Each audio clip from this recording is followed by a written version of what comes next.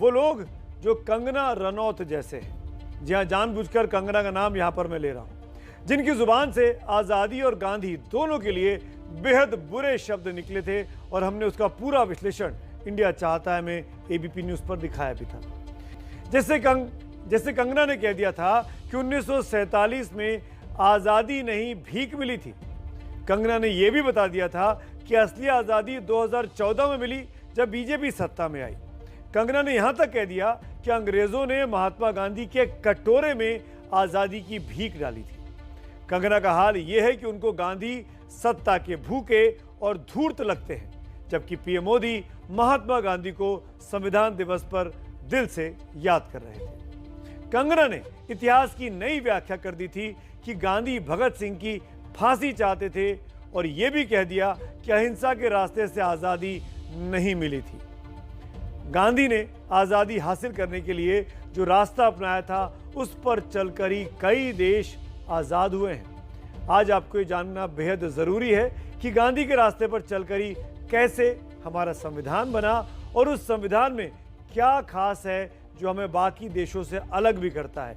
अगर गांधी भारत की सत्ता में मुखिया के रोल में नहीं होते तो शायद ये देश भी कई तरह के खंडों में बढ़ चुका होता। जो एकता, जो एकरूपता आज देखने को मिलती है वो गांधी की सोच और अंबेडकर के कार्यान्वयन की वजह से ही। आइए देखते हैं ये विशेष इतिहास में ले जाती, इतिहास में झांकती हमारी ये पेशकश। लेकिन सपने बड़े मासूम थे। हिंदुस्तान अपने जिस भाग्य से रूबरू हो रहा था उसके लिए एक खूबसूरत संविधान की जरूरत थी।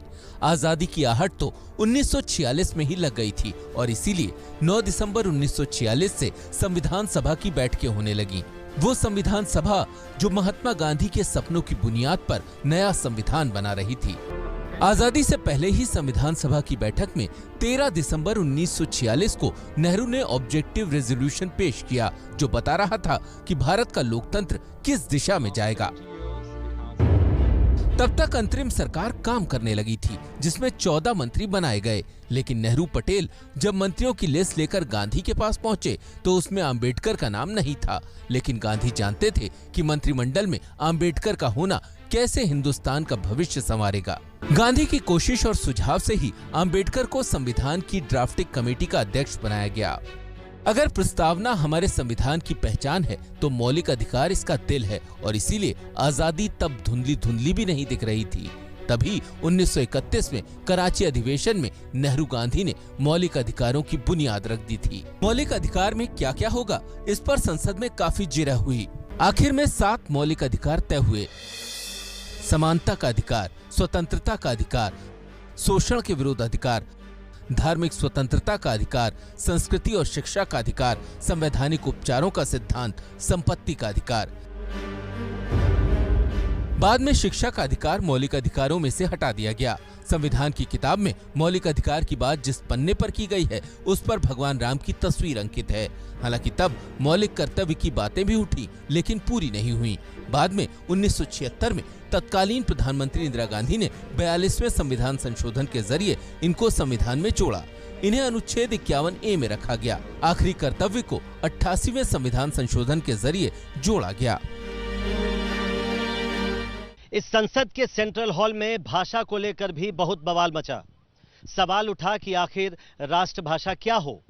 गांधी जी पहले ही कह चुके थे कि वो हिंदुस्तानी को ही राष्ट्रीय भाषा बनाना चाहते हैं, लेकिन संविधान सभा में कोई राय नहीं बन पा रही थी। उसी दौरान पाकिस्तान ने उर्दू को अपनी भाषा माना तो हिंदी पट्टी से हिंदी की मांग उठने लगी। प्रतिक्रिया में दक्षिण वाले मेंबर अंग्रेजी या अपनी भाषा की मांग करने लगे। संविधान सभा भाषा पर बढ़ गई। जब वोटिंग हुई तो 32 के मुकाबले 63 वोटों से हिंदुस्तानी हार गई, हिंदी जीत गई। डॉक्टर अंबेडकर हिंदी के महत्व को जानते थे और कांग्रेस के राजनीतिक प्रभाव को भी। इसीलिए ड्राफ्टिंग कमेटी की बैठक में अंबेडकर ने हिंदी के पक्ष में बोला। अब एक सवाल अनुसूचित जाति और जनजाति के आरक्षण को लेकर था। अंबेडकर चाहते थे कि आरक्षण हो, लेकिन कई सदस्य इसका विरोध कर रहे थे कि मुंशी से लेकर सरदार पटेल तक कई बड़े नेता आरक्षण के पक्ष में नहीं थे।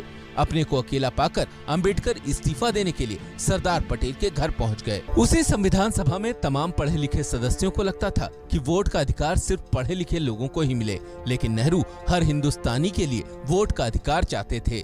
आखिर 21 साल से ज्यादा उम्र के हर हिंदुस्तानी को वोट का अधिकार मिला, जिसे राजीव गांधी के जमाने में 18 साल कर दिया गया।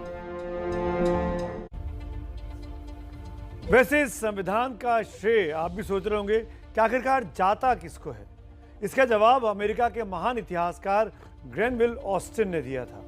All credit goes to the Indians, यानी सारा श्रेय भारतीयों को जाता है। और इसीलिए इन 73 सालों के बाद भी इस संविधान पे हम सब नाज करते हैं। और आज भी एक भी घटना ऐसी नहीं घटी इतने लंबे इतिहास में जिसको ये लगा जाए, जिससे लगे कि संविधान कभी भी खतरे में पड़ रहा है।